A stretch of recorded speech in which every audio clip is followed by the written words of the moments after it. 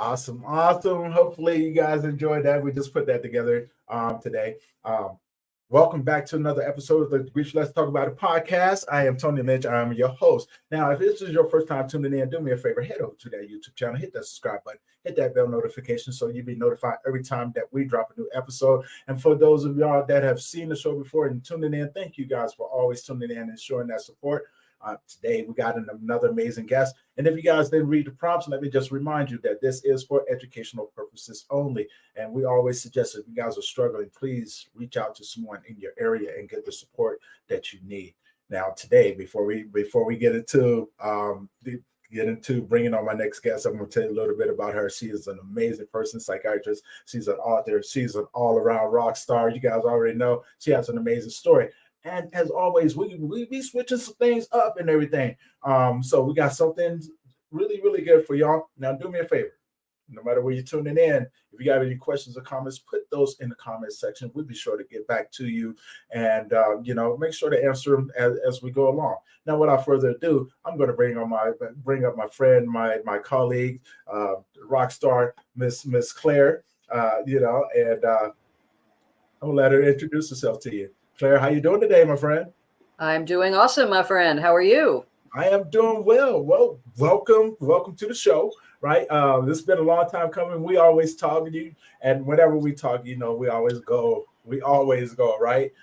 We go because there is so much to say, and this is not the last time you will see me on this podcast. So this is very true. See, they don't understand. Like we go way back, man. We've done conferences together.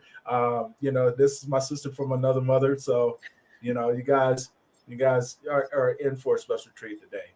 That's all I got to say. And before we get into everything, Claire, introduce yourself. Tell people where you're from. Well, hello, everybody. Live and in person from the wilds of New Jersey. So I am Claire Schwartz. I am the owner and founder of Miriam's Well Healing, and you can heal your grief. Slight edit. I'm not a psychiatrist, but I do psychology thingies.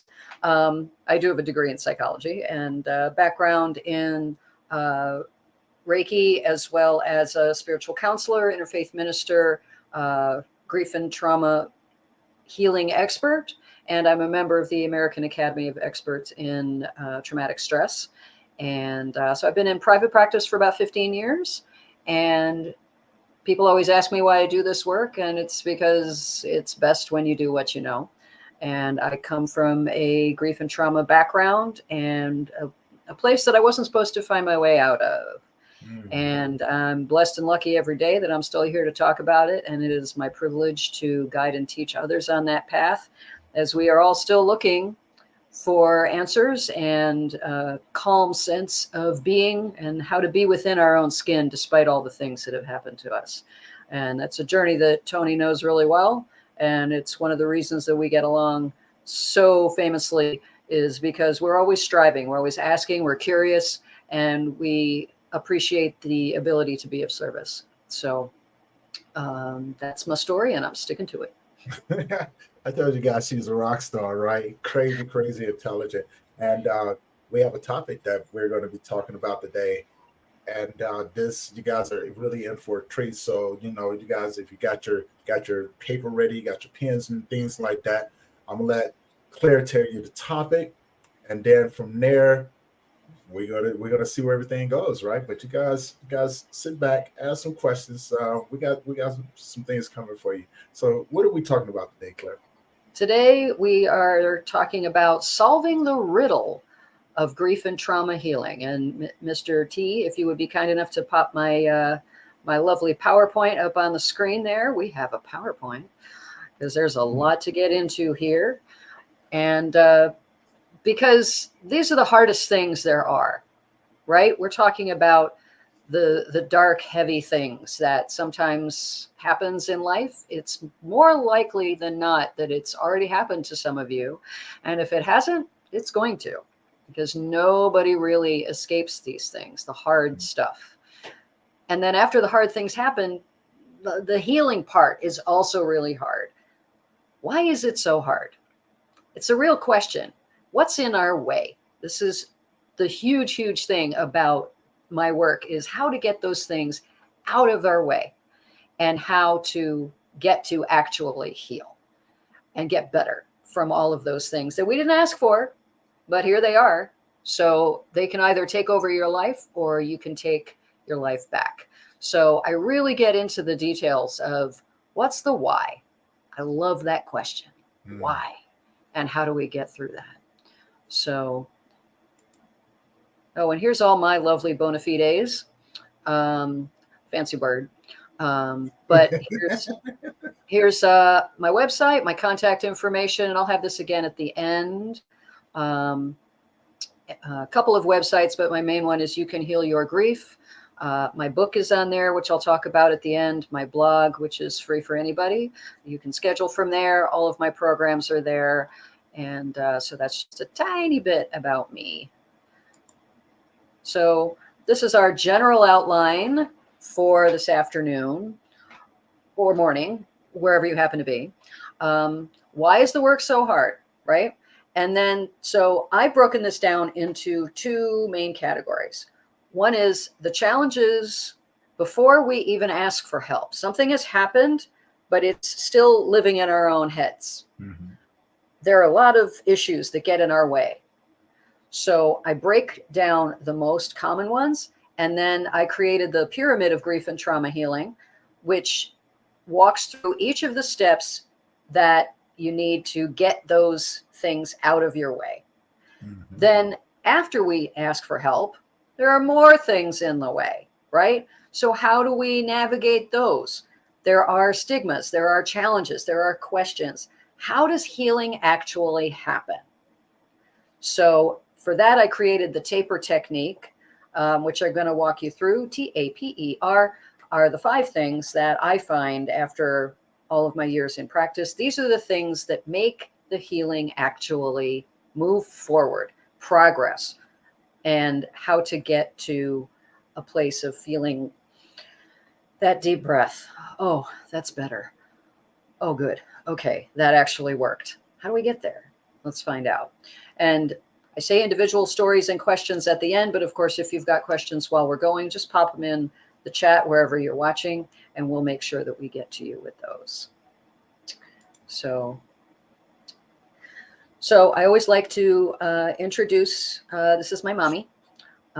She is gone actually 29 years, next week, in fact. And she was that I'd gone through a great deal of stuff, many traumatic things from my home life, from my upbringing before that. Before my mother passed, suddenly, blink of an eye, my life was upside down, never the same. So that was the catalyst that broke me onto my path of healing, which took a long time, partially because of the things that were in my own way. And that's why I designed some of these things to help folks through all of that. So that's my mommy. So, and jump in anytime, Tony, by the way. No, like I said, I'm reading it right now. I'll ask questions as we go, now, why is, yeah. No, I was going to say, I do like this because it does ask some very specific questions, but also, some very strong statements as well, right? That people can dive into. Why is it so hard, right? And I love that you started off with, we don't know how to feel. We don't know how to feel. Because there are all of these judgments. Oh, you're not supposed to be angry, or you're not supposed to speak ill of someone, or you're not supposed to laugh, or you're not supposed to, et cetera, et cetera, et cetera. Right? We don't know what to, yeah, go ahead. I was going to say, on the other side of that, a lot of times people can't identify those feelings, right? I think people mislabel what they're feeling. They may be feeling sad and they may say, I'm depressed. Right. Those are 2 totally different feelings. So, and I think it's important for people to understand this, be specific, and identifying the way that you feel, right? Because I think if you can. And that's part of the trick too, because what happens, especially in the beginning, and this can this can continue for a long, long time, Mhm. is that your psyche will bring this shade, this cover over you, that is designed to protect you from the intensity of what's happened. Mhm. And this can be either from a loss or from a traumatic incident, is that there's part of you that feels like, and you and I've talked about this a few times, there's part of you that feels like you're feeling everything on earth. You're feeling 17 things at once, but you're also really numb at the same time. Right, So your right. psyche actually has ways to protect you from that intensity because you can't process it. It's too much. So people just often walk around, I certainly did, in a haze after something has happened. It's what? Because you can't really function. I always talk about after mom died, I forgot how to drive. I literally forgot, my hands forgot what to do. And that took a while for that to wear off. I also had to push aside the urge to run the car into a tree, but that was a different problem. But many good reasons to keep Claire out of the car. Yes. So, Oh, yeah, there were a few weeks. I mean, there were a couple times I had to drive and I had no choice, but I was not okay. yeah, I was no, not definitely okay. understand. So the how to feel is a huge piece of, everything goes sort of offline. And you're in this haze of what do I do with my time, with my energy, with my fingers, with my stomach, with, anything. And so how to navigate all of that gets really confusing. Right. And we don't know what to do. And we don't know who to ask. That's also a thing because everybody's got an opinion. Yeah. And Of whether, course. and if you're lucky, you'll get some good advice, but a lot of it is full of assumptions and judgments and stigmas, and that makes things even harder. Now, that was going to be my next question pertaining to that right there, because what we find a lot of times is that when people are raised in different environments, right? If you're raised into an environment where you're told to suck it up, things like that, your feelings become one of those things that you cannot identify, right? And it tends to come up in different ways. The reality of it is, you're still expressing the way that you feel, right? In an outwardly way. But as far as articulating that, you have no definitive definition. Exactly. And so that goes to some of the next things on this slide is you get gaslit and dismissed. You're not supposed to feel what you're feeling. You're not supposed to handle this, any kind of way except just pull yourself together and get back to your life. Well, but your normal is in shreds on the floor. So so you're being asked to do something that's really not possible, but you just sort of stumble through it anyway. Yeah. So that's part of what makes us feel helpless and stuck. And then we're taught so many of the wrong things about loss, about trauma, about personal responsibility, and whether healing is possible at all. And I'm here to tell you that it is. And it is about finding the right tools to move us forward. And this is why I love doing this presentation, because it gets so specific about, but I have this objection. Hold on a minute. Let me clear that away. So when we get deeper into the slides, you'll see we're going to knock all of those out. Okay. So they're not in the way. I definitely love that. Yes. So, and I just, so you know, the font is a little bit off because StreamYard translates things a little bit differently. So usually my slides are a little bit cleaner, but this one sort of runs into my first topic there. But some of those challenges might include the loss or trauma has already occurred and it's a long time ago. And people feel like it's too late. And it's never too late to begin healing. It can be 5 days ago or 5 years ago. My first topic there, but so some of those challenges might include. That was me. That was totally me. We got some people that are jumping in on LinkedIn over here. So I Okay. want to make sure that that I'm catching them as they're starting to pour in. That Excellent. way, if they have any questions, I didn't mean to interrupt you. No, I that's do fine. I just want to apologize. make sure everything's working. Yeah. And I was making sure that everybody's good. So if we have any questions, I got you. I got you covered on this end. Go ahead. Good. So, I mean, this is a really important point because people feel like it happened too long ago and it's too late to start. But the fact is, these things are just as raw as if they happened yesterday. So it can, I've had people come to me 10, 15, 20 years after a loss or an incident, and it is as if it just happened. So it's about when the healing begins, which is when you reach for help. And it doesn't matter how long ago it was. So I want to give folks a little piece of hope about that. And then folks are afraid to start because they don't know what it looks like. They don't know what it means. So we're going to talk about that in my taper technique. What does it look like? What actually works, right? And just in general, if anybody has comments or questions, have you, I mean, I know you've had a couple of experiences like this, Tony, right? Yeah. Yeah. And it doesn't matter if it, how long ago it was. And you know what? That's definitely true. We do have a question up here. I'm gonna make this statement real quick, and I'll pull this question up. This is for you. This is going to be for you, Claire. Yeah. But a lot of times, and a lot of times, what happens is that yes, they don't know where to start, right? But I think a lot of times they get so used to holding on to that trauma, that pain, because they're afraid to let go because it becomes a familiar thing, right? You bet. And they're like, there can be a sense of guilt that comes along with that. You bet. Right? I'm going to There's talk a about sense that of too. security, right? Yes. So, say for instance,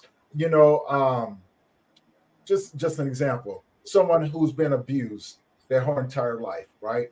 Yeah. It becomes a definitive part of their survival mechanism. That's right. And so when you get so used to surviving, and it's kind of hard to see the other side of it, where you can let that go and still live a wholesome, happier life, right?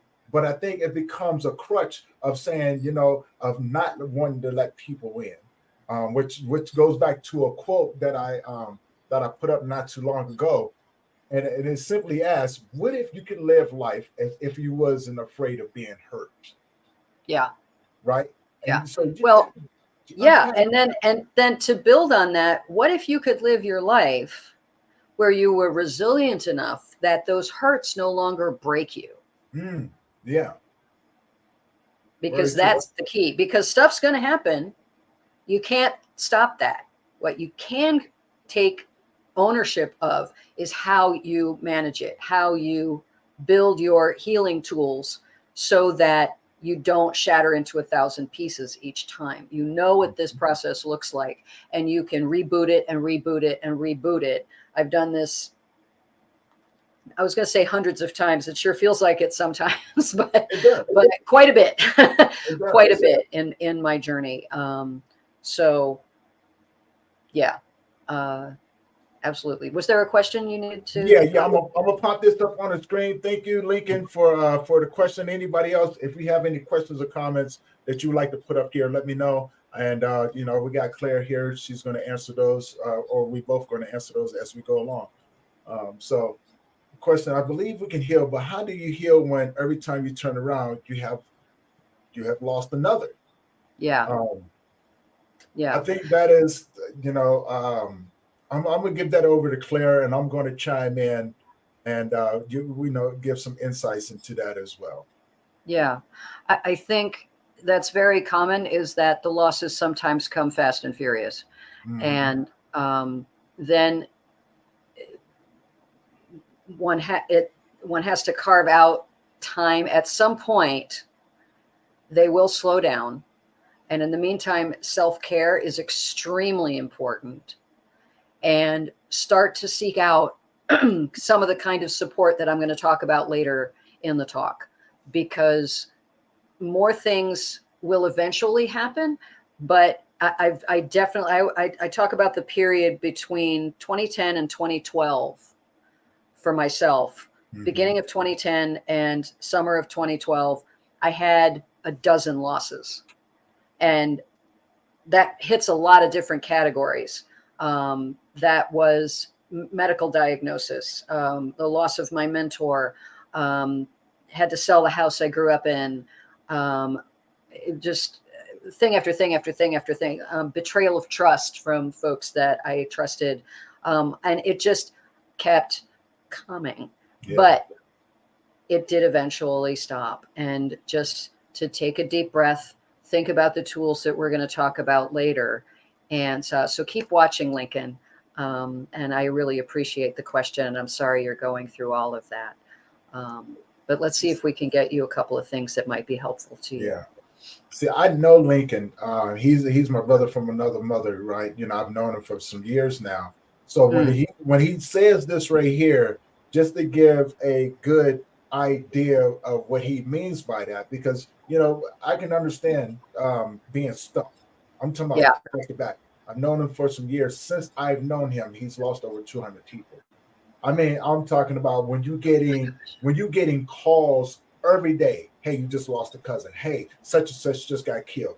I'm talking about, you know, and he probably will elaborate on that just a little bit, you know, to fill in some blanks, or things like that. But this is what I mean. And just recently, right? You know, and so he's an advocate. He's a huge advocate in where he's at out in California right now. Bringing awareness to the fentanyl epidemic, but also, but see, he's also seen firsthand because his family has been victimized by the police. So when we talk about all those losses, this is what we talk about, right? You know. Yeah, I'm gonna stop talking about my 12. That's nothing up to his 200. but that's what I mean. So but I think it's interesting, right? Because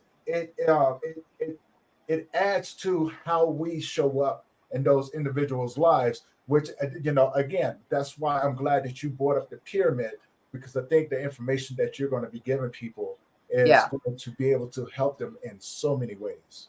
Yeah. And I think too, to add to that, if you're in a situation like that, in that case, don't wait.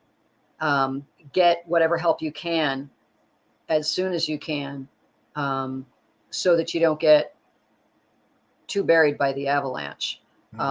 Each one has to have their own attention, and obviously you can't take months and months or a year to heal from each one if there are so many. So, but the important thing I would think would be just to start and to just take really good care of yourself. And I'm really sorry you've gone through all of that, Lincoln. That's a lot. My heart goes out to you.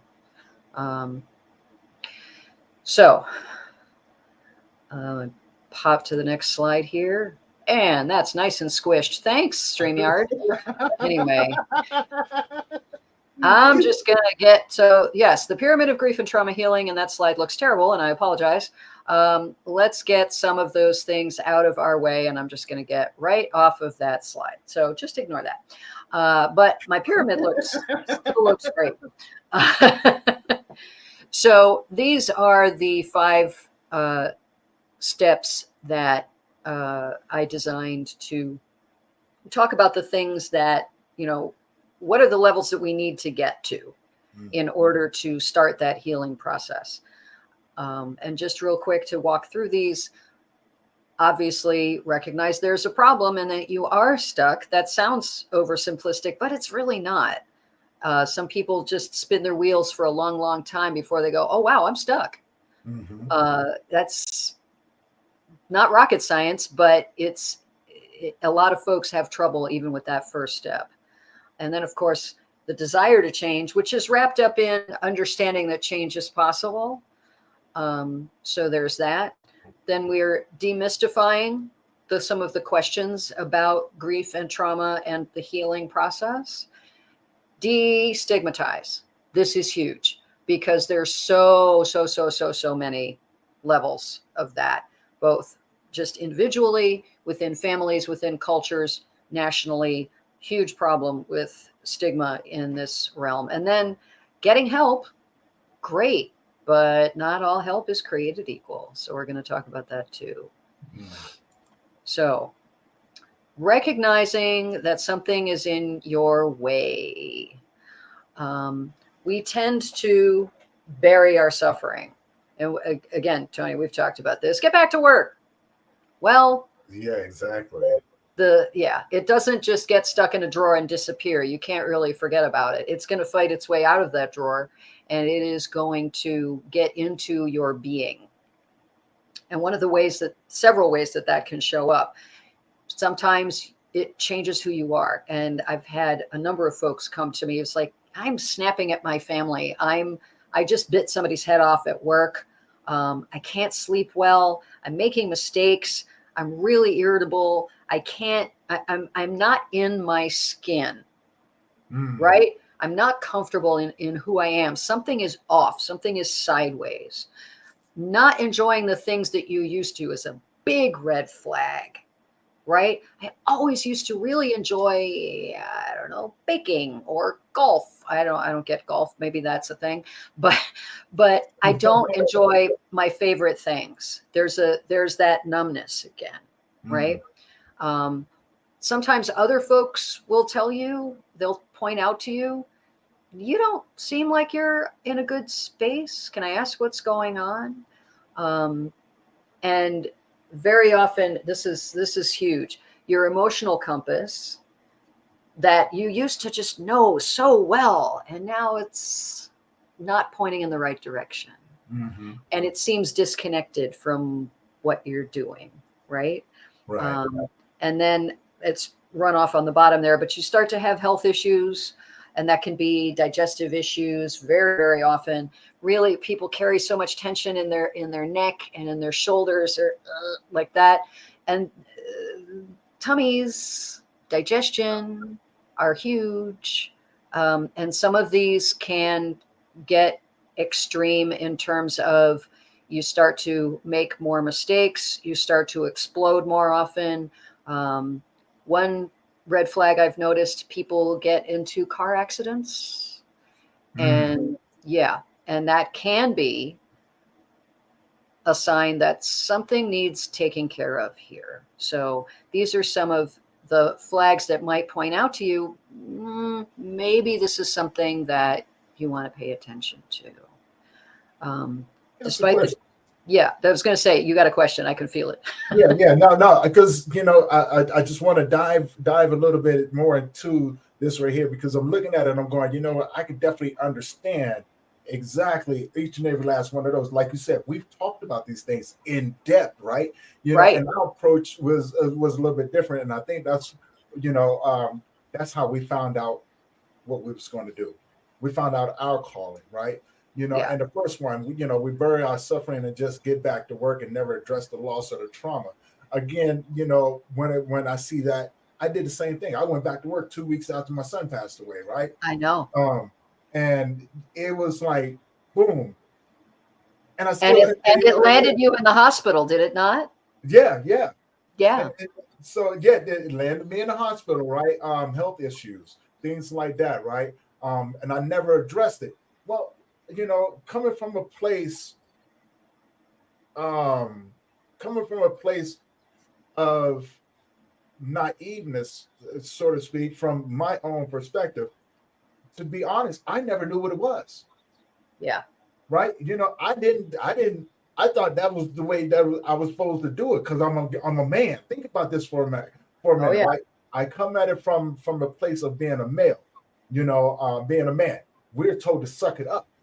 Yep. Right? You know what I'm saying? We're told, hey, you just got to keep pushing forward. You know what I'm saying? Men don't cry and things like that. So when I speak, I come from that perspective right there. And, and addressing it. What? Addressing it? What do you mean addressing it? No, I have to keep moving. Right? You know what I'm saying? Because I can't be weak. Right. But that comes from a lot of times the misunderstanding of, hey, you still have to deal with this. You still have to go through this, right? And it's Yes. part of it.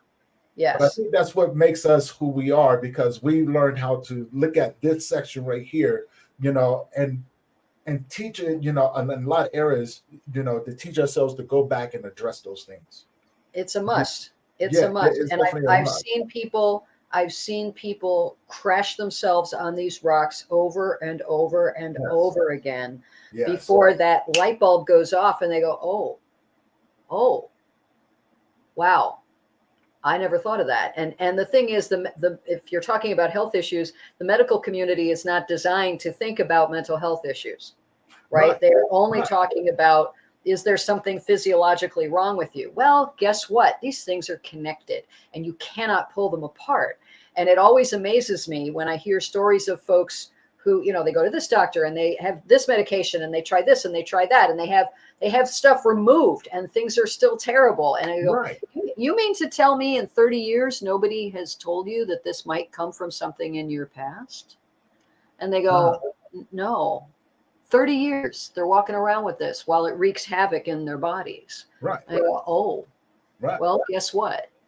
Your body is not separate from your mind, your heart, and your spirit. So they are all connected. And until we honor that, things are going to continue to go kersproing until we address all of the things.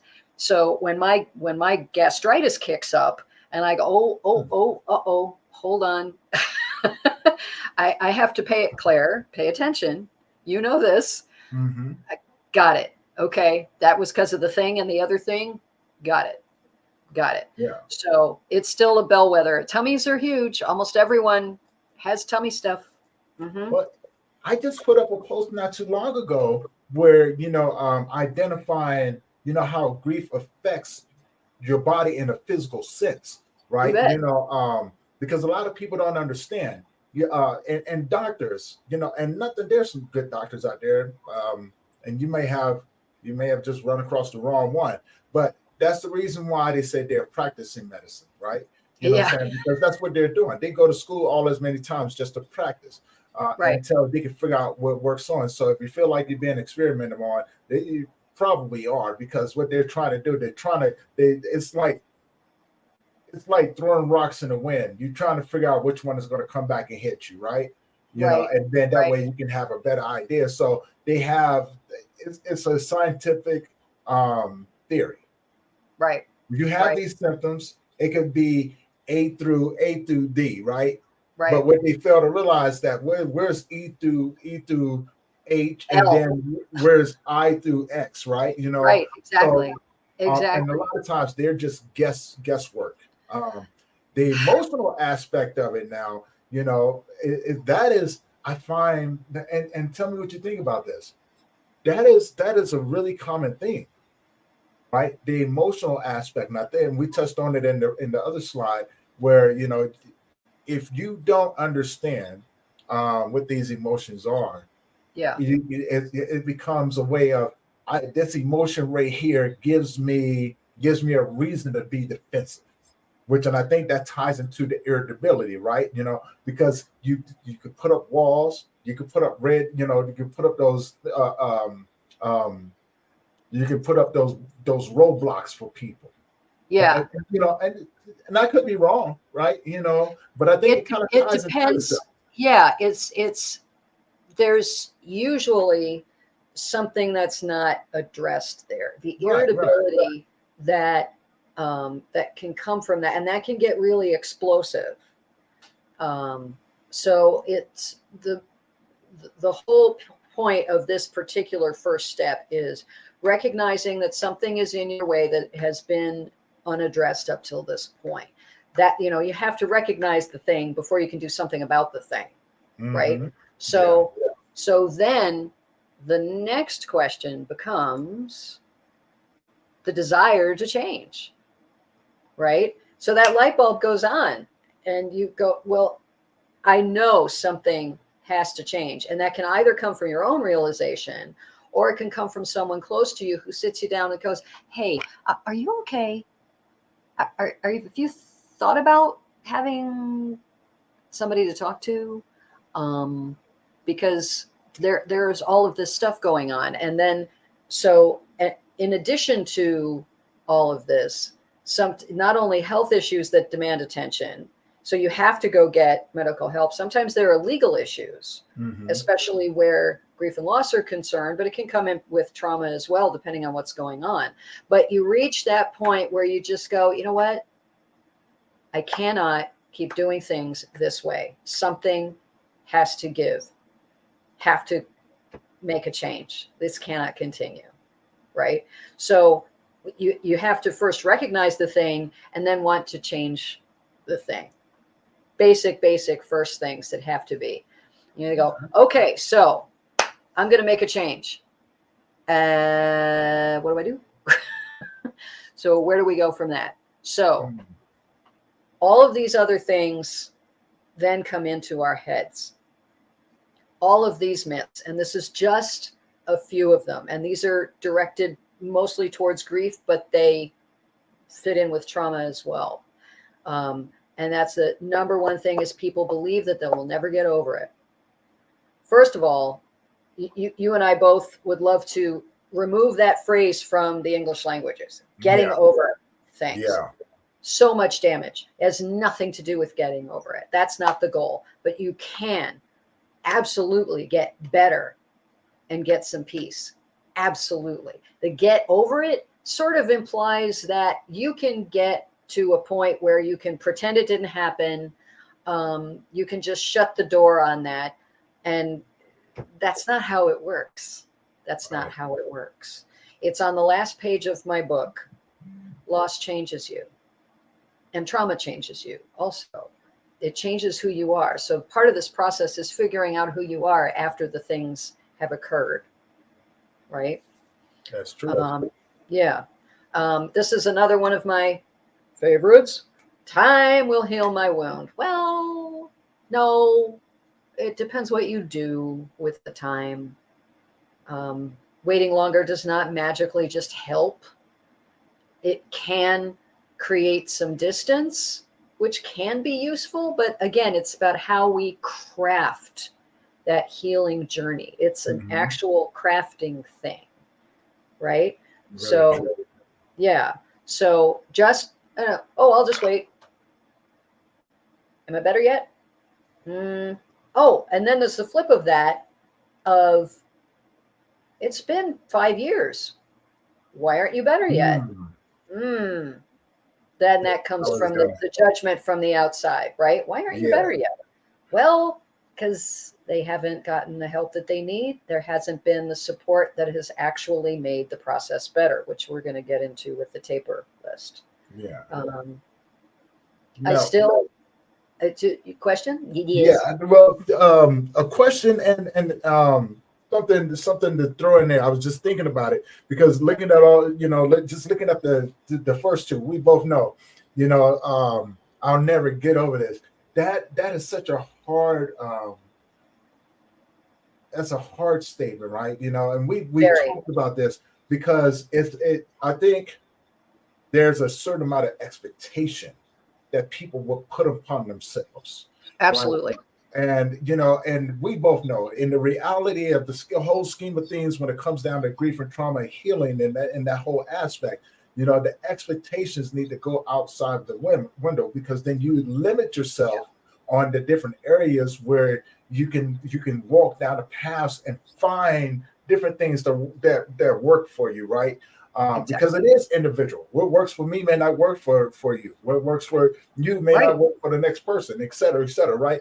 And I think that's one of the things I would like to add to it. Like, it is such an individual thing. You bet.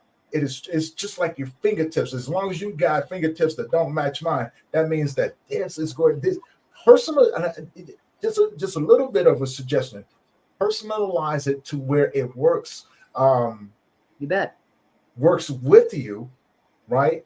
And then allow yourself to be open to different possibilities, but yet other people. And as far as the time in these areas, what's the most common thing that we hear? I don't even know what day it is. Yeah, exactly.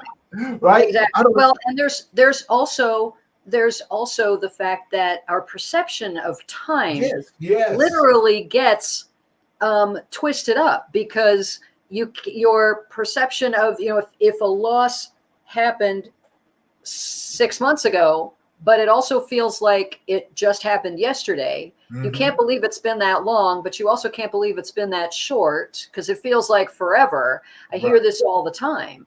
And, it's what? It hasn't really? Okay. But it's both. And it's all true. And it's one of the reasons, because we are so plugged into our sense of time. We're always staring at the clock, staring at the clock, staring at the clock, staring at the calendar.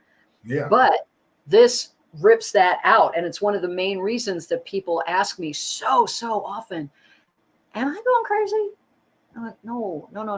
You're, I promise you, you're not going crazy. You've had something devastating happen in your life, and it literally changes your brain to not be able to perceive time correctly. And we don't understand 100% how all of that works, but we do know that it gets thrown completely out of alignment when something devastating happens. And that can be any kind of trauma in your life.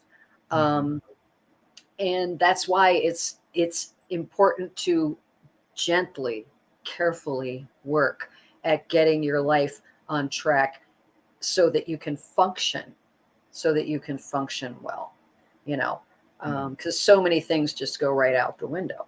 And time is one of them. Yeah. And that's, go ahead. Now I was going to say, I've realized that time is a figment of your imagination. It's a human construct. Yeah. It's a human construct, right? Yep. Because I think that, again, it will associate itself with you putting yourself on a time limit, because you're watching other people or you're listening to other people. And I often tell people, take a step back. Now ask yourself, with these people that are giving you these expectations on time, have they ever experienced anything that you're going through? Yeah.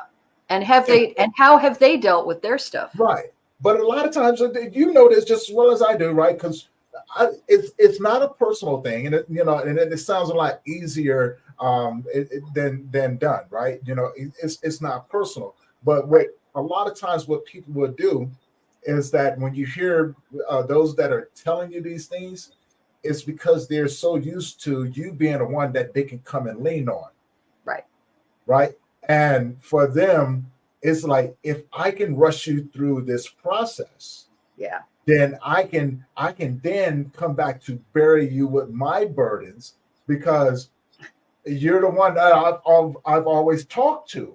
Right. Yeah. So now, without you, I don't like seeing you this way because it doesn't benefit me. Yeah. Right.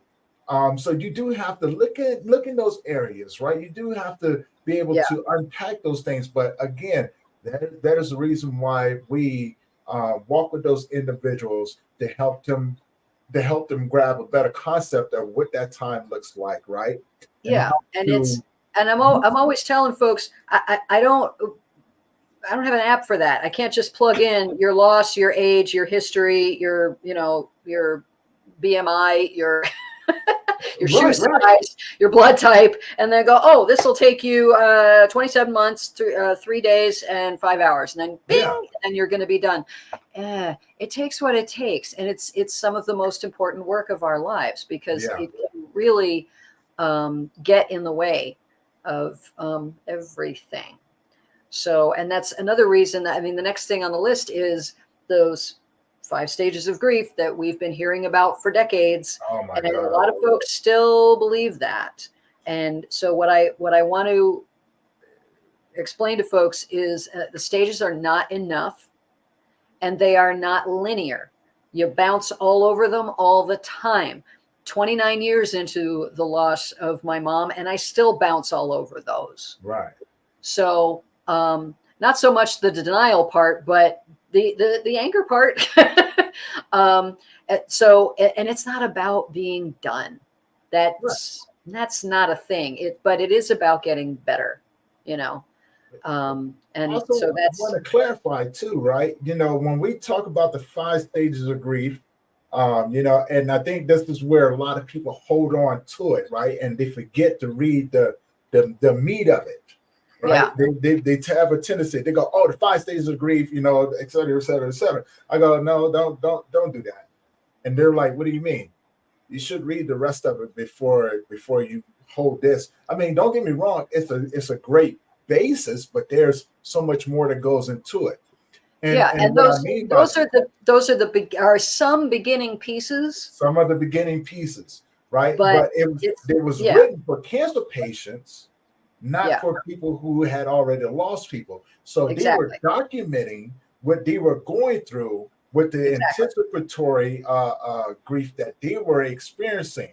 So when you look at that, that's a whole new set of grief. That's a whole different. It's a different category, and because there was nothing available back then along these lines, it sort of got hijacked into what became the basis for the grief and loss world. And actually, the professor who wrote this, Elizabeth Kubler-Ross, she's passed on, but her successor, David Kessler, talks about a 6th stage. Mm-hmm. So that's always interesting. Go seek that out if you're interested. I have, right? Because I know you. I'm talking to them.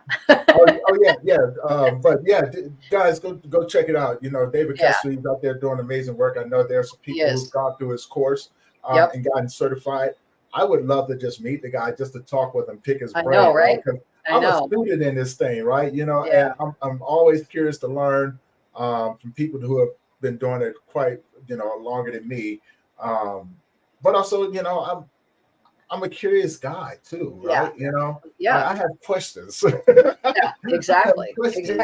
Well, and that's the next thing too, is I don't know what healing or therapy means or looks like. If you've never gone through this, how would you know what it looks like, what that process is? So if it is your counselor's or your coach's job to explain and demystify the thing, because they've seen it.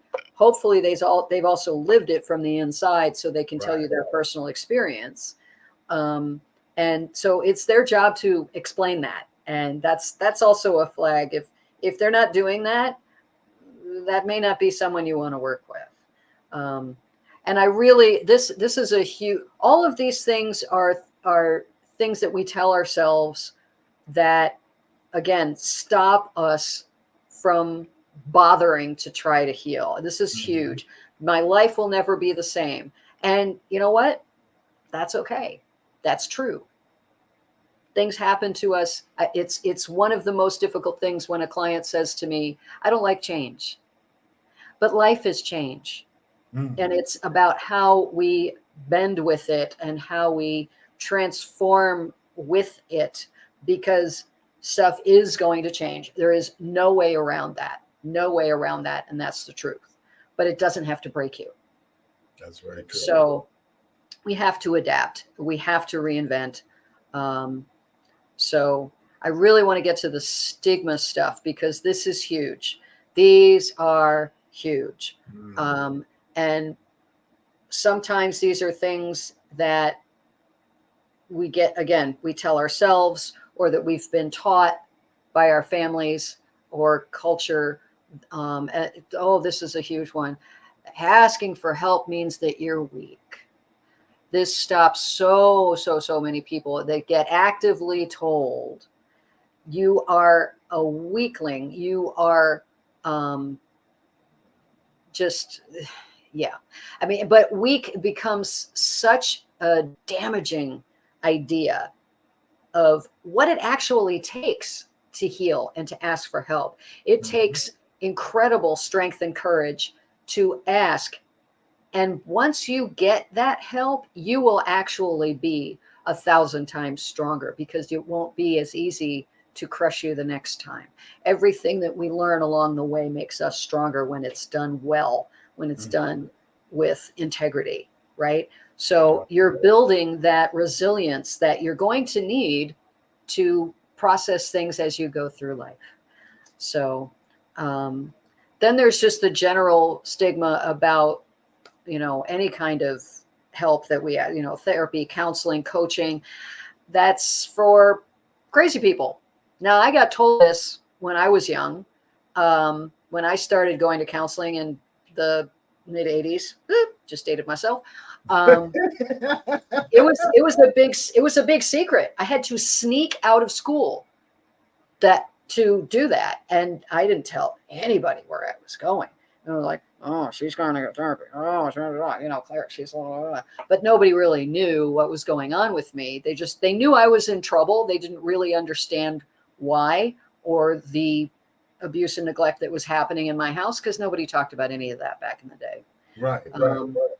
So, but even though that was 40 years ago, that's still so prevalent in so many families that's only for crazy people. And I don't use the word crazy. It's so damaging. You're hurting, you're suffering. And there is no reason for you to stay there, because that label has no place in this process. And I get a little angry when these sort of things come from others who are supposed to be helpful and supportive to you, but who are often the folks who tear you down. And that's a steep hill to climb. So anybody who's dealing with that, feel free to ignore that advice and go get the help that you need and that you deserve. So there's that.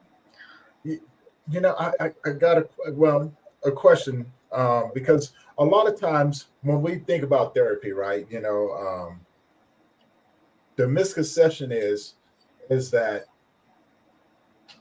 if what was good for my family is good for me. My family didn't do therapy, so why would I want to go do it, right? And I think, to add to the stigma, and I think you touched on it a little bit, and I just wanted to reiterate it. When people hear that you're going to therapy, what's the first thing that they think, right? What's wrong with you? What's wrong with you, right? Yeah. Now, when we say that, I think there's a certain truth that comes along with that, right? Because you are asking the right question. What's wrong with you? But it's done with that. It's done with that energy of judgment. Right. Yes. It's not, what's wrong? It's not what's wrong. It's not done with compassion. It's done with, what's wrong with you? I don't know. Yeah, what's wrong with you, right? Oh, no. Yeah. And you think it with the person who's asking that question, they're probably thinking something totally different. Like, are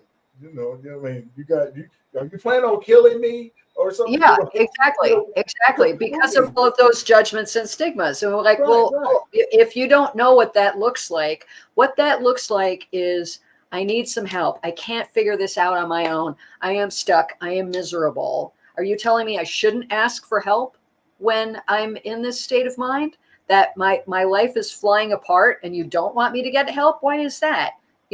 I can't figure this stuff out. Can you figure this stuff out?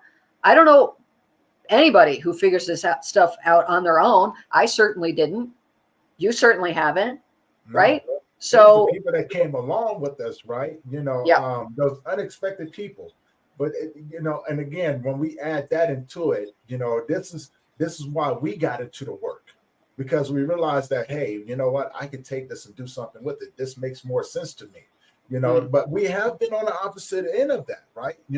Where we're going this way in our grief and trauma, and these are all the things that are compiled with it. But the people that we thought that was going to be around, they tend to dwindle away, which leaves us in that path of chaos and turmoil. On that, as I like to say, on that steam train. You know what I'm saying? That's look like it's going full steam ahead into that brick wall, right? Yeah. And I think that's where again we play back into survival mode. Yeah. You know what I'm saying? And so instead of asking for help, we internalize it and we keep it to ourselves. And again, I am only speaking from the perspective of being a male, right? Yeah. But I can't speak for every male because everybody's going to be different. Right. Right. And there are things that are in men's way, and there are things that are in women's way. That's a vast generalization.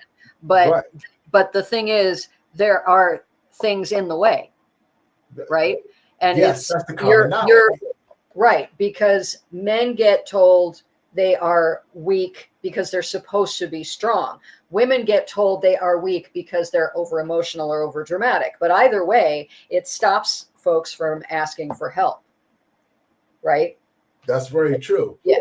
And so we So have to pose the question like of what's easier, right? So, you know, doing this work, we see all of these different scenarios, right? Yeah.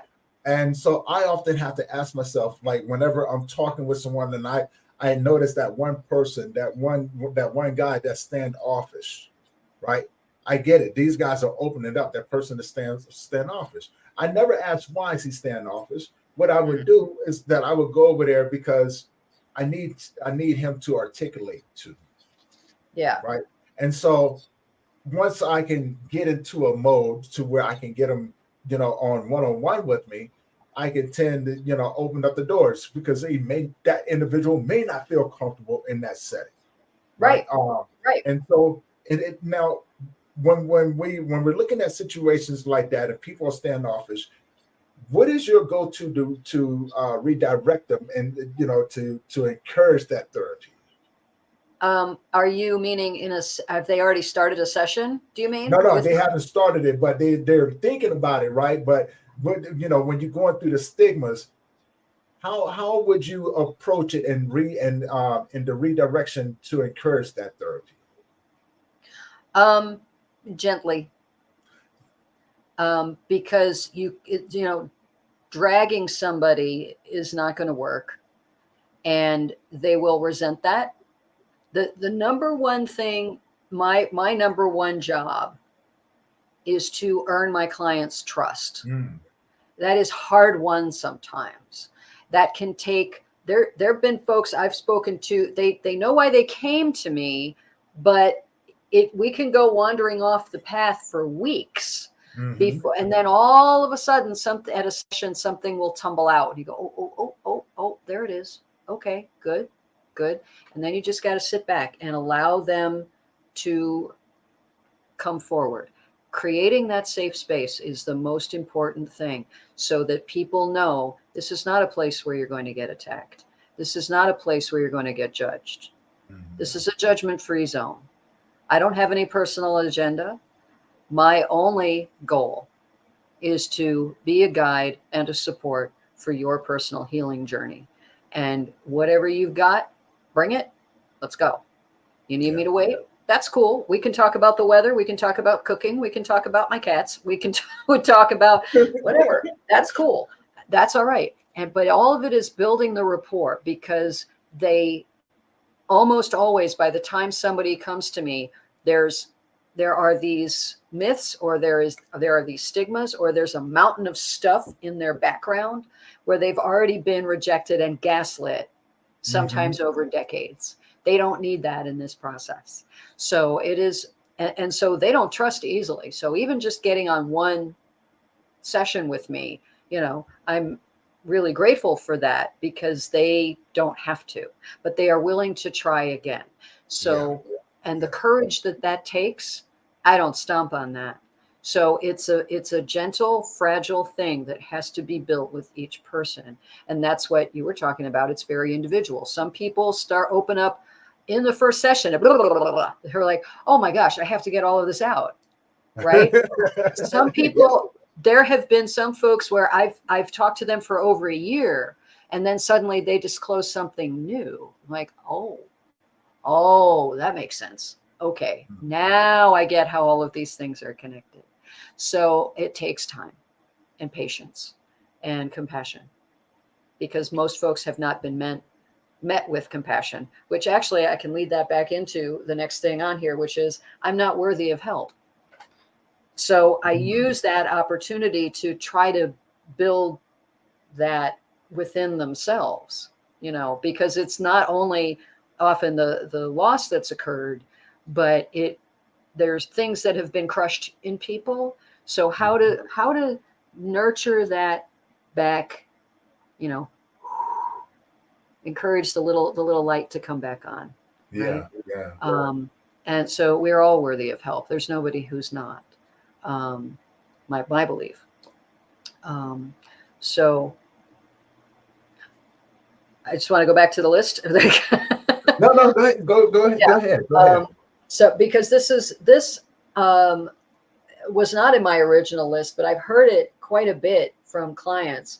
If you need something more than your family or your faith, that somehow it's a betrayal, and that you've told the truth about, maybe it's the uncle who abused you and you're the one who's telling the truth. Oh, you've betrayed the family.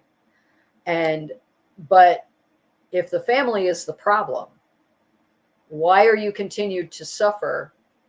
Why is that the price for being loved by your family? And if you disclose something about your family that is the source of your trauma, and then you get rejected for it, no, that gets in the way too. That gets in the way too. Like you said, I'm going to relate that to something that you've already touched on, but I'm going to wait till we get there, and I'm going to remind people like that's what that is, right? And I think you already know what I'm going to relate it to, but I'm not going to spoil it just yet, because I think it's going to be an aha moment for a lot of people when they actually put that together. Yeah, right. Exactly. It's all knitted together. It's all knitted together. And I noticed that. So I'm watching how you see. I saw what you was doing. I see you, right? I see you over there. Yeah, and I love it. I'm here for it. I'm telling you. Yeah. No, these are huge things. The rejection of the family is so painful. So you feel like you have to choose between the love of your family and the healing of your spirit from something that is deeply damaging. It's almost an impossible choice for folks. And so, unfortunately, people do, when they do tell the truth, sometimes that rejection does happen. And I've seen that enough that I've added this into my list. It just, I'm a big believer in you tell the truth. You got to call a thing, as Missy Anla says. You got to call a thing. And this is not a betrayal. I'm trying to stick up for myself and reclaim my life. So, and again, that ties into something, and again, I'm not gonna say nothing about it. I'm gonna wait till we get to that part. I'm gonna go, remember when we was talking about this right here? That's what that is. And I think a lot of people are going to put it together and go, hold on, that sounds familiar. Yeah, you know what else sounds familiar? This is what we call this, right? So don't let that happen. Yeah, exactly. And again, just the whole, to repeat, is part of the stigma, is my life will never be the same. And just to reiterate, that's true, but that's okay. That's okay. You're still going to be okay, So then we ask for help. Well, not all help is created equal. I went to, like I said, I started my support journey when I was a teenager, and there was no self-help section. We didn't talk about abuse and trauma and neglect and violence and all of that stuff. Who talked about all of that? It's just barely starting to get talked about now. So I really didn't make a whole lot of progress, mostly because I couldn't name what was going on with me until many years later, when I found a counselor who was a trauma expert, who was also a survivor himself, and told me some of his stories. And I'm like, oh, you get it. Oh my God. As opposed to the person sitting back with their nice little notepad and they're, taking notes and they're very earnest, whatever. But, they didn't see, right? They didn't get it. Right. On a visceral level, right?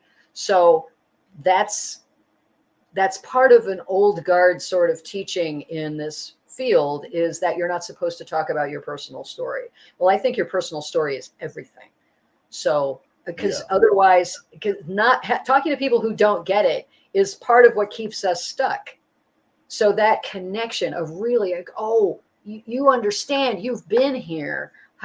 where are those parallels? How many times people say, oh, I reached out to you because your website told your story, and it was so much that I've been through too. And I really wanted to talk to someone that I don't have to explain all these things to. Right. So that's huge. I got a question though. Yeah. Now, when you talk about that right there, does it take time to get your story to its authentic, truthful self? Because when we think about the grief and trauma and things like that, and the way that the mind will do things to try to protect you, it will block certain things out. Yes. So because the brain is designed to protect you, to keep you from hurting, and to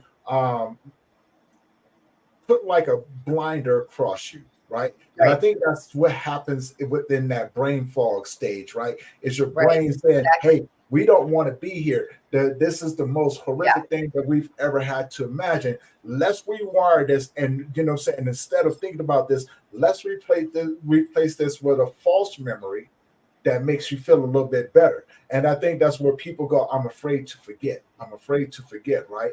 And I think and correct me if I'm wrong, because, I could be, right? But this that's just something that I was curious about.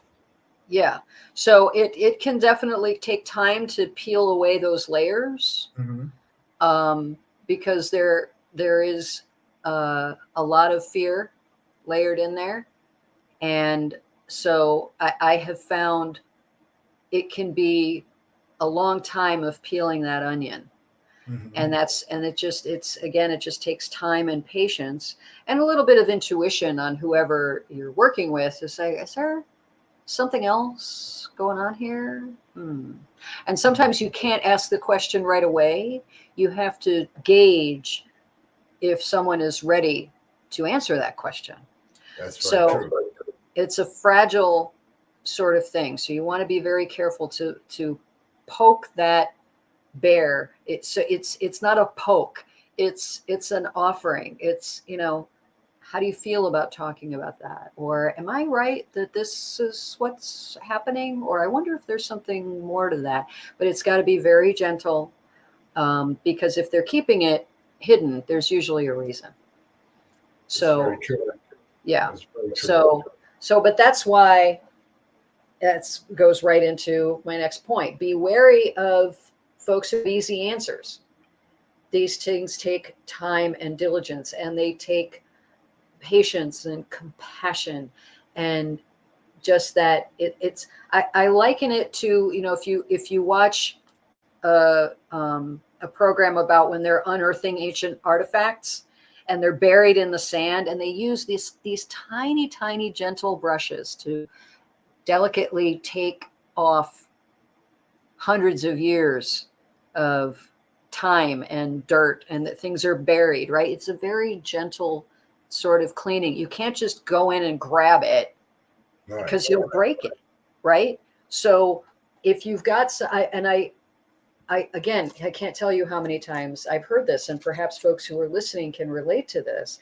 You're sitting in a session with a counselor who says, oh, you just need this and such. Oh, your diagnosis is this. Oh, you're just depressed. And they say, I'm sorry, we've had a session and a half. How could you, what? It's that, and they just toss it off like they suddenly know everything. I'm like, back up, perhaps a reassessment. Because and then back to it's about the skill. It's not about the degrees. And that's why I sort of interrupt you to say, I'm not a psychiatrist. But oh, my bad. There are plenty of folks in every profession who should not be doing their profession.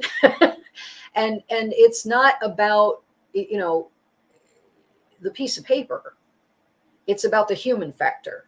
Right. It's about, do you care that if somebody knocks on your door, and a lot of us don't have doors right now, but if somebody knocks on your Zoom and you have to know that you've got the goods, because that might be the last door they try before they give up and shut down or give up completely. So you got to have the goods. And so that's why I designed the taper technique, is what's next, to talk about. Okay, so here's my squonky slide again. So who do I ask and who do I trust? How do I know what to look for in a counselor or in support? What do I do if it's not working? So that's what the taper technique is designed to do. Is I really narrowed down, these are the 5 things that need to be part of the relationship, the process of the coaching or counseling relationship.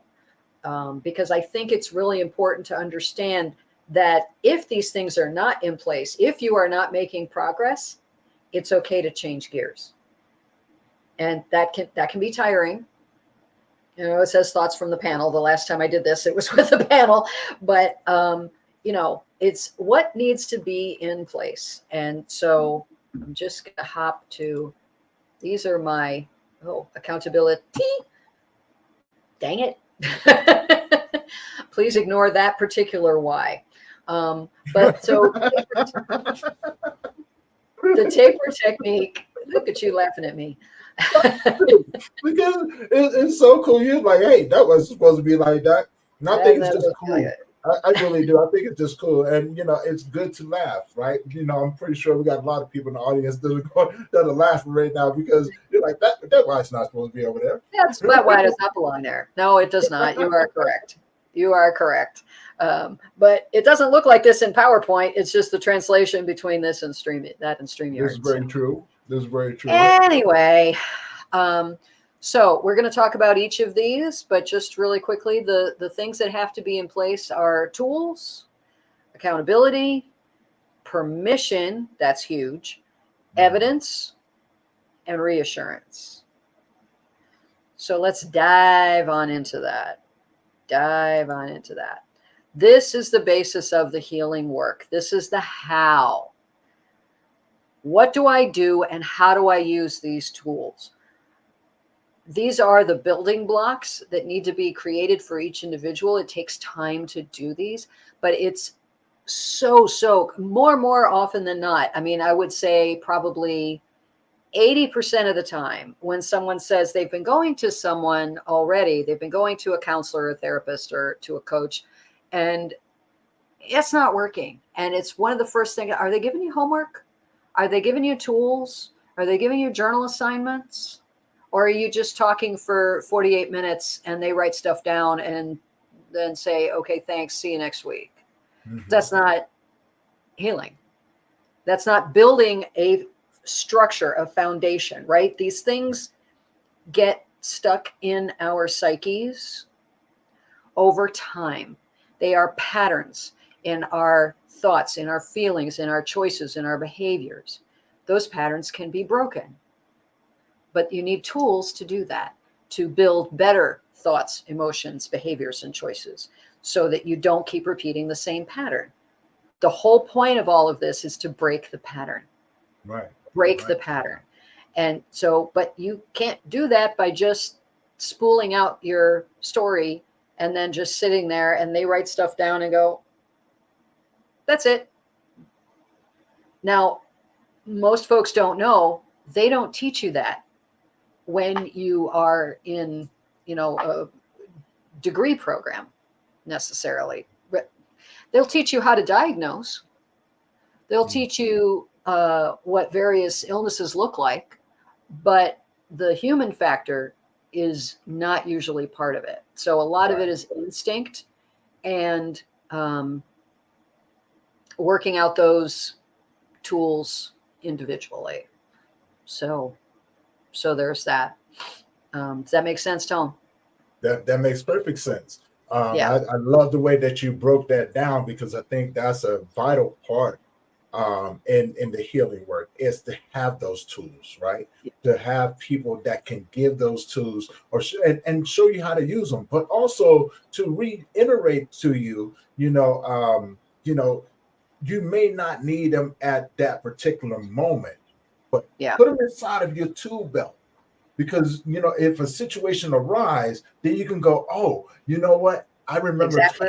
Claire gave me this technique right here. She gave me That's this right. tool. This is the perfect time for me to pull it out and use it, right? Exactly. And not everything needs to be used at the same time. And I always say, I can give you tools all the live long day, but if you don't use them, Right. they're just gonna sit in They're the just box. there. As they say, So, it looks good on the wall. right. It looks good on the wall, right? We watch it and go, yeah, I remember I got that. Oh, yeah, it looks good right there, though. Yeah. And how many people, they get on the Zoom and I go, did you bring your journal? Oh, no. Do you know where your journal is? In my trunk. Yeah. That's awful hard to write from your trunk. Did you take notes from last time? Did you use the tools we talked about? Did you write down your dreams? Did you have any reactions to it? Like, oh, okay. All right. Yeah. Well, maybe next time. You know what? I find that can be challenging when people journal, although we know how valuable of a tool that is, right? Because it gives you a record. Yes, it gives you a record, but I mean, there's so many different ways you can use a journal. I've got dozens of them. So people think it's only one thing, but it's actually not. There's a multitude of things that go along with it, multitude right? of ways that you can Because use that. certain foods, right? You know what I'm saying? That could become a trigger that you didn't know before. Yeah. You go, oh, and then and it helps you become more emotionally aware, right? Like, why am I feeling this way? Oh, I remember last night, or you know what I'm saying, this hour when I was feeling this way, Or last year. or last year, right? You can compare to see where you are. Not as a move forward, but as a timeline, right? This time this year, right? Anniversaries are huge. Last year may be different from this year, right? Exactly. I do find that a lot of times when depending on the loss, the relationship that you've had with the individual, those relationships can have it can show up like weeks before in, right? So and what I mean by that, one of the things that I learned over a period of time, that when it got close to my son's anniversary, I began to shut off. I became a little bit more irritable, or I became a lot more short with my words towards people, right? And I didn't know this, right? But then something caught me, and I listened to what I had said to someone because I watched their reaction, right? Now, in my mind, I didn't say anything wrong, right? But that's only in my mind, right? Well, but that's why getting to know how your mind works is one of the tools. That's what I mean, right? And it's becoming emotionally aware of where you are, right? And then and when it dawned on me, I was like, oh, last year, these are the kind of things that I had to this year. That's right, it's affected me. Yeah, exactly. Okay, and so you can track that over ages and ages and ages. So I will often have clients go back to your first few months, and that's your assignment for this week. Go back in your journal and see how far have we come? What's different? What do you still want to work on? What do you notice about your progress? So it's a building. You're building something new, right? So the first thing is the tools, right? And then there's the accountability, regular appointments, check-ins that are central to, to your level of comfort. Yes. But some folks are able to self-direct, but healing from this stuff can be really intense. And exhausting. So having that guide and that reassurance to say, hey, did you do the thing? How do you feel about the thing? Do we need to change the thing? Let's do the thing again. Oh, maybe should stop that thing. We should get a different thing. So it's that relationship of accountability with your coach or your counselor that is going to keep the process going. So the tools are the beginning, and then the accountability keeps the process going. Okay. I love that. Yeah. So does the water. Oh my. Well, we talked about that too. How important is food in the way that you take care of yourself, right? The nutrition that you put in your body can affect the way that you feel. 100%. And on top of that, coupled with what you're carrying, whether if it's that grief and trauma or both, a combination of both, right? What you put in there, can definitely take you on a different emotional ride.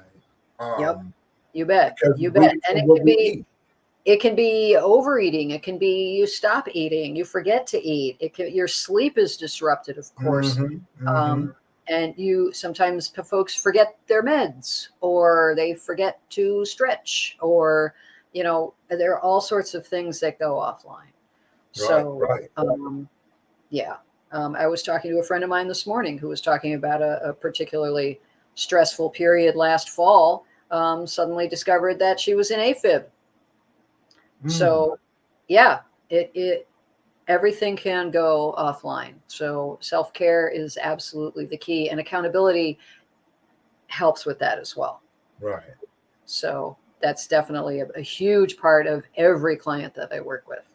And then also I have to remember to feed myself. That's a huge one, right? Because feeding yourself, how many times, and speaking from experience, there was times that I would go 3-4 days without eating because I would forget. It wasn't like I wasn't hungry. I just would forget. And the reason that I would forget is because I get so wrapped up into a memory. And that memory would take me down a rabbit hole that in those moments, I really don't want to let go. Right. It takes me to a time where things were simpler, where I was happy, where I wasn't hurting, and things like that. And I think that's where the distortion between reality and non-reality kind of blends itself in together. Right. Exactly. And it does all weave together. And that's, those hard emotions, we keep leading quite nicely into the next point I want to make, because this is exactly it. The emotions that come up can be daunting, and that's why we ask for support. So this goes back to the guilt piece. If there's somebody who needs to hear this right now, I give you permission to start healing, to move forward without guilt. There's a lot of folks, they don't want to start the healing process because they feel guilty that they're still around, or they feel guilty that they don't want to get better because that means they're going to leave their loved one behind. And none of that is true, because you couldn't forget this person if you wanted to. Right. But you do get to heal from this, where it's not on your heart and soul 24/7, where it's not crushing you. And other piece of permission is to feel deeply every emotion that you have, even the messy ones, especially the messy ones. And that takes you through your healing. Again, you and I've talked about this before, Tony, where sometimes the person who has passed is not beloved. Sometimes they leave behind what I call a lumpy legacy. Yeah. Someone you have a complicated history with. We're all some combination of, really good and not so good, and some are really bad. So all of that is true, and all of that has to be dealt with and addressed, because that's that whole, after someone's passed, they somehow walk on water, and that doesn't change the terrible things that they may have said or done in their journey. And those have to be addressed too, because if you are gaslit into thinking, I'm not allowed to talk about those things, even though this person, I'm just picking an example, even though this person slapped me across the face, then you're not really healing. Then it's just performative. Then it's just a tap dance. Because the fact is, underneath can be some really, really hard and or ugly things. That's the meat of the healing. All of that needs to be brought up, felt, processed, so that we can truly transform it and put it away. But until we deal with the whole picture of someone's legacy, then the healing's not complete. Yeah. Make sense? I just want to let the people know that I see them over here on Instagram. Thank you guys for showing up. Everybody who's showing up on LinkedIn, Rumble, and Facebook. I see you guys out there. If you guys have any questions or comments, please put them in the comment section. We'll get those answered as we go along. But as always, thank you guys for joining in. We got the awesome Claire here today, and we're going over some tools. She put together a pyramid to help individuals not only process, but help them move with their grief into a place of a better place of healing. And some of the things that she's bringing up are really strong topics. So if you guys have anything that you want to ask her, anything like that, please feel free to do that. Other than that, you guys sit back and enjoy. We're having a great conversation here as always. And hopefully you guys enjoy. Yeah. And if you're joining late, you can always go back and watch the recording later, so you can get all the stuff at the beginning too. Yes. You guys know where to go to do that. You guys can check it out. You guys can check out the replay on either Facebook. If you follow me on Facebook, you guys check it out there. Or if you haven't already, head over there to that YouTube channel, hit that subscribe button, and hit that bell notification. You can check out that and so many other episodes that we have up there as well. So. We want to make it easy for you guys. Or if you guys are following me on Rumble, you guys go there and check out those episodes over there as well. Groovy. So the third piece of the permission is giving you permission to heal, even though you are without your loved one. To grieve fearlessly. Fearless Grieving is my handle on Instagram, and because there is so much fear involved in this process, but taking one step at a time, finding the right guide for the process is where it's at. So then you start the work and you start feeling, but the whole process feels heavy. And what the rest of that slide is supposed to say is what creates the last chunk, the last piece of evidence, right? So the myths and pressures of our culture may have taught you that healing from grief and trauma is not doable. And that's not only not true, I find that that's completely lacking in kindness or compassion. Once you actually walk this path, you will feel your heart lighten. You will. And it's this sort of feeling. You don't even realize what you've had on your spirit until it floats away. And the more you practice, the more you process, the relief and shift. I've had folks who just on their first exploratory call with me, they just start going, and even that can be a relief to just tell your story in a neutral space, in a safe space. It's a sacred space where you are allowed to let forth all of those things that you've been keeping on your heart. And the more you apply yourself and the more you commit to it, the easier it gets. The more you're able to say, have you noticed that you're feeling better? Have you noticed that it works better when you do this than when you do that? Have you noticed that you succeeded where you thought you might fail? Believe the evidence.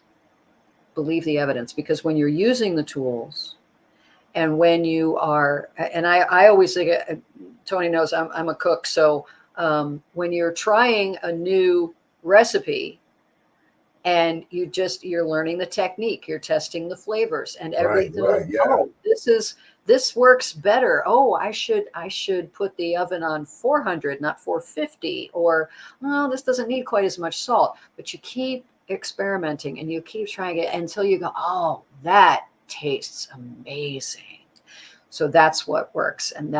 But it's believing that evidence that goes against everything that we've been taught, that healing's not doable, or that you're broken, or that you're wrong somehow, or that you're crazy. None of that is true. The evidence will show you differently if you apply yourself to the process, right? That's very so true. believing the evidence that will eventually outweigh all of those things that your grief and trauma have taught you. Groovy? That's groovy. That's Yeah. groovy. I mean, you broke it down. That's why I have no questions. I'm like, I totally agree, right? And so you already know if I had questions, I'd be like, what about this right here, right? Yeah. That's how we learn. But you broke that down, and I love the way that you put that in there, because it's not giving people an overbearing of too much to handle. You know what I'm saying? Yeah. You've broken it down to where they can take it in a little bit at a time, but also make sense of it as well, right? Very simple. That's That. why it's solving the riddles, right? There are all of these questions. You come into this and like, but this is how it actually works. You use the tools, you get the right help, you give yourself permission to do what you need to do, and you build new evidence that outweighs the old evidence. Because most of the old things we are taught about grief and trauma are lies anyway. But we believe them because that's all we've got. So this creates something new for you to believe in, for you to believe in yourself, for you to believe in your own courage and your own power. And in the face of that, no trauma can get in your way anymore. And it shrinks and shrinks and shrinks and shrinks until it's gone. And the evidence, what you got right here, the evidence actually helps you give yourself permission, right? Because it breaks it down and go, permission to try it again. Permission to try it again, right? And I think that's the beautiful part about the journey. And I know for those who are going through it, it may not seem so beautiful, but when you actually can put everything into perspective, take those tools. For me, I say it's beautiful because I love watching people take those steps in the right direction to do what works for them. Yep. Because I love seeing people heal. There's nothing more beautiful than to see people taking the initiative to heal. I love that moment with a client when they say, "Can I tell you what I did? Can I tell you what I did? You're going to be really proud of me." Yeah.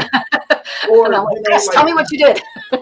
Right? It's exciting, right? But oh my God, that's amazing. You couldn't have done that 6 months ago, right? Oh my God.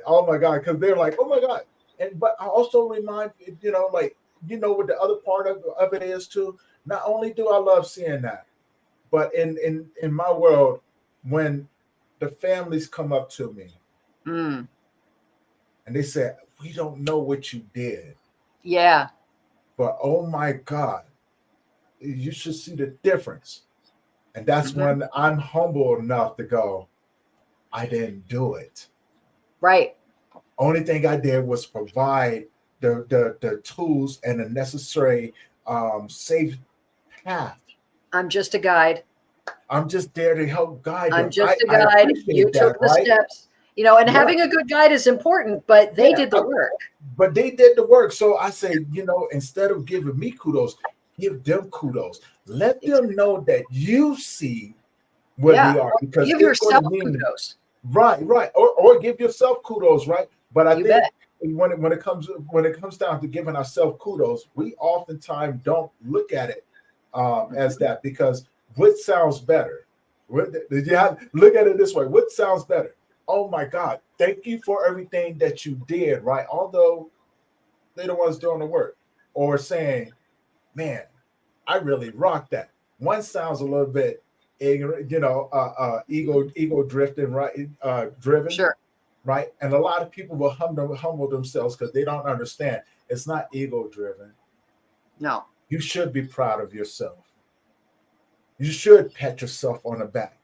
You should Absolutely. take yourself out and get that extra scoop And of ice some cream. people need to learn how to do that because their trauma has broken them to the point where they are so deeply Yes. uncomfortable, Yes. and so, but that's one of another amazing thing I love to watch where I go, look at you accepting a compliment. Oh, that's so cool. You know what, Claire? You better stop calling me out, okay? You better stop calling me out. I'm done. I'm gone now. Gone. Mm-hmm. You just over there calling me out of care now. Like, look, I'll be the first one to tell people I have a hard time. Yeah, but I can admit that though, right?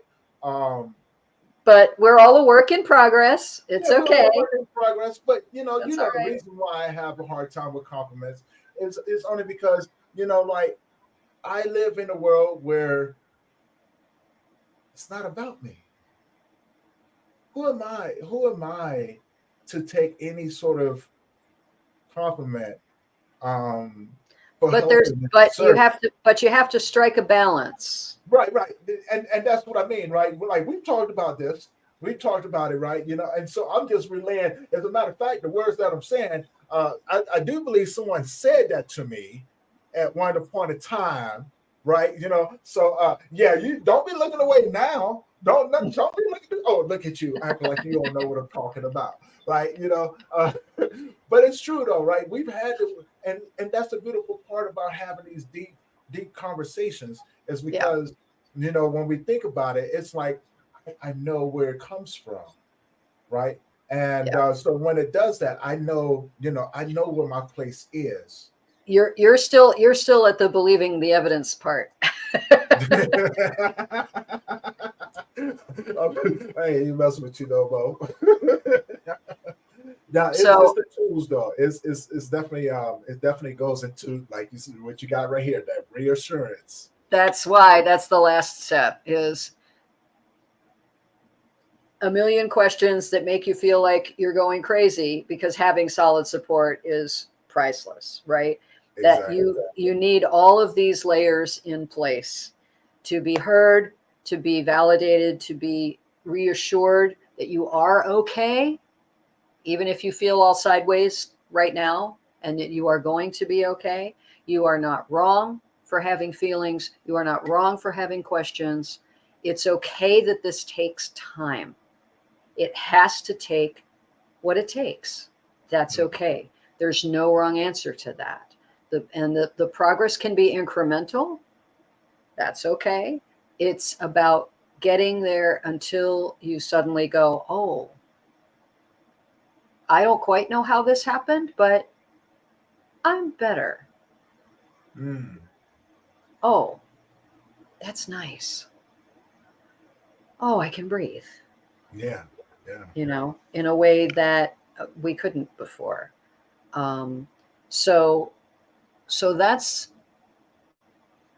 that is that sequence that I came up with a couple of years ago, that we don't have a clear idea of what actually works in terms of how does the change happen. So my hope with walking through all of this is so that people can recognize some of those challenges in their own world and have something to challenge that with and go, you know what, maybe I can ask for help. And here are the things that I should be looking for. If those things are not happening, if you are stuck in one of those things where you're not getting tools, where you're not getting reassured, etc., it's okay to start over. And I know in particular that starting over, if you're talking about loss and trauma, can be exhausting. It is hard to repeat your story, especially when it's a long one, and it usually always is. We have some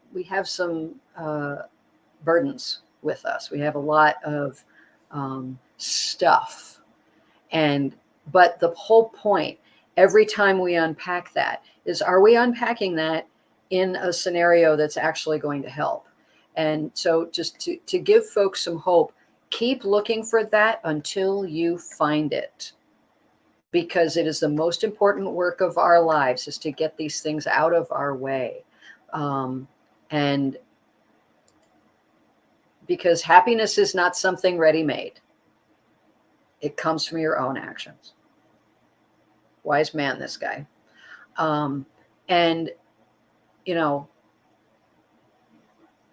we are more than the traumas that we come from. Yeah. And there's nothing, I believe, that can't be moved. And there's just continuing to insist on your own healing. Yeah. And keep seeking it until you find it, because unhealed trauma can destroy everything it touches. Mm-hmm. And life is more than that. And this, I can tell you absolutely from experience. I destroyed a lot of things before I found the right equation for my own healing. Yes. Some of those I've been able to go back and mend, some of them not. But we're more than the stuff that we come from. So that's my piece of encouragement. No, you're not crazy. You are hurt and scared and lost, but you are never alone. Just need to keep looking until you find that right equation of support that you deserve. And yes, you deserve it. We all deserve it. So don't give up. Don't give up. Here is all of my contact info thingies. I am, youcanhealyourgrief.com is my main website.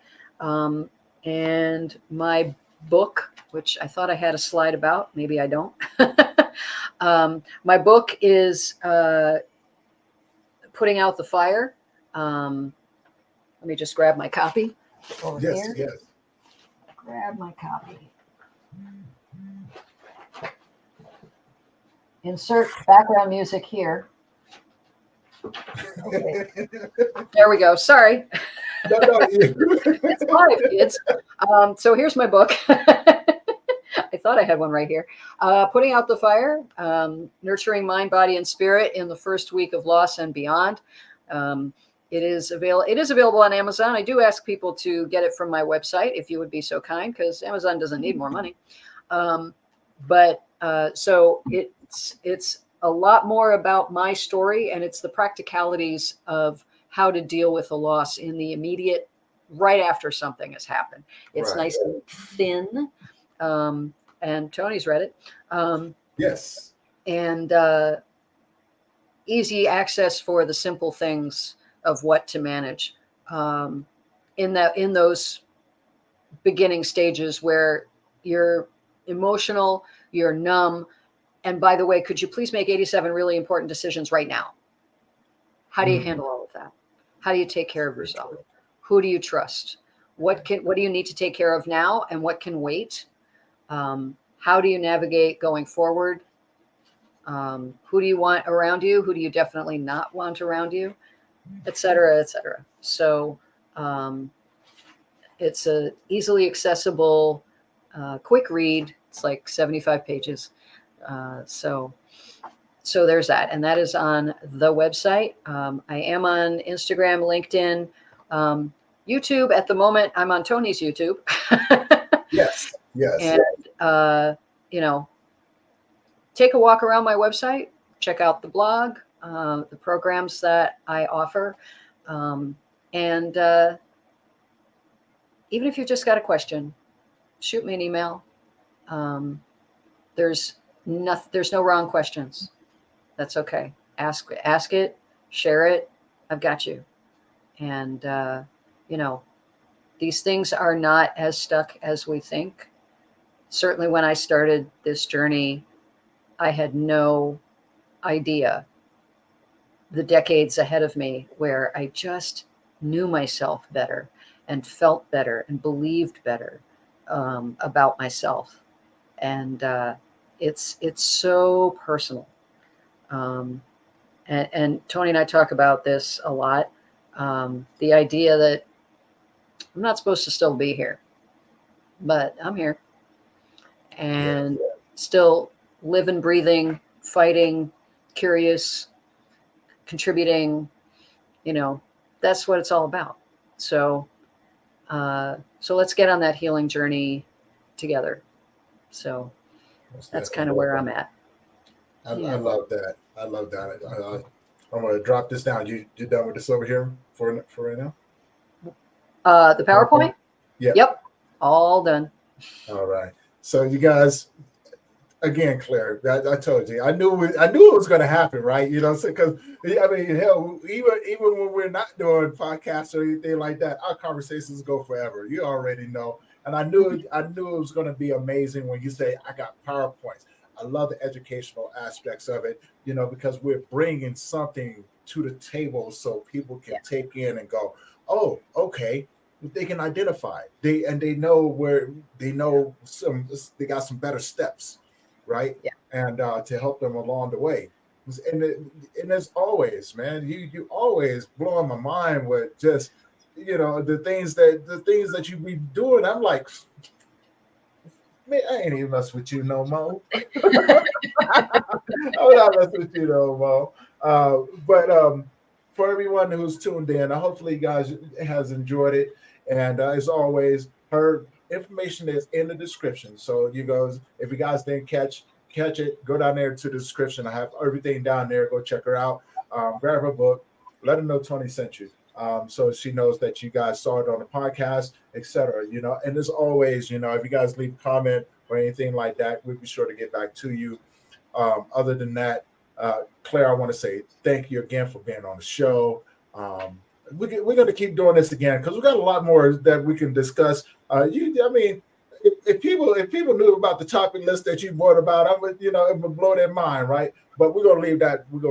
I digress. We're gonna save that, right? What I'm saying? We'll give it to them. We're gonna save that. We'll give it to them over time and things like that, But as always, we always have fun.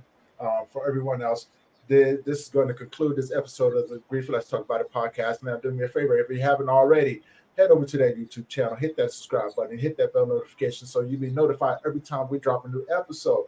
And as always, if you know anyone who could benefit from the type of conversations that we have, please share it with them because we're doing our best to help have these conversations about death, dying, and grief to make it not so awkward, to get the help that we rightfully deserve.